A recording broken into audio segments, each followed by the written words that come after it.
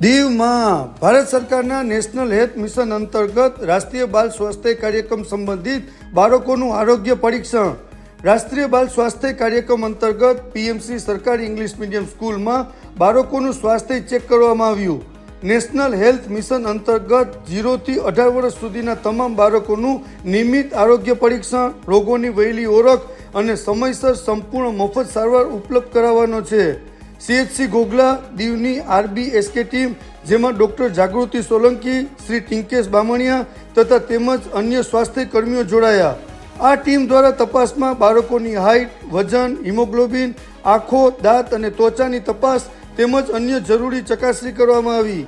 આ ઉપરાંત બાળકોનો સંતુલિત આહાર, પોષણ, સ્વચ્છતા અને સ્વસ્થ જીવનશૈલી વિશે માર્ગદર્શન આપવામાં આવ્યું. જો કોઈ બાળકમાં આરોગ્ય સંબંધિત કોઈ સમસ્યા જોવા મળે તો તેને દીવ સરકારી હોસ્પિટલમાં તપાસ કરવામાં આવે છે.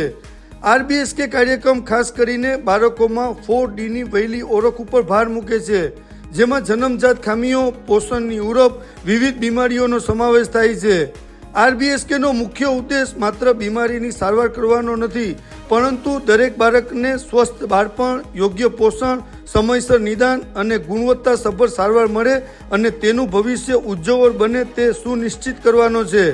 આ તપાસ દરમિયાન શાળાના આચાર્ય શ્રીમતી આરતી મોડાસિયા અને શિક્ષક ભાઈ બહેનોએ સ્વાસ્થ્ય ટીમને સંપૂર્ણ સહયોગ આપ્યો.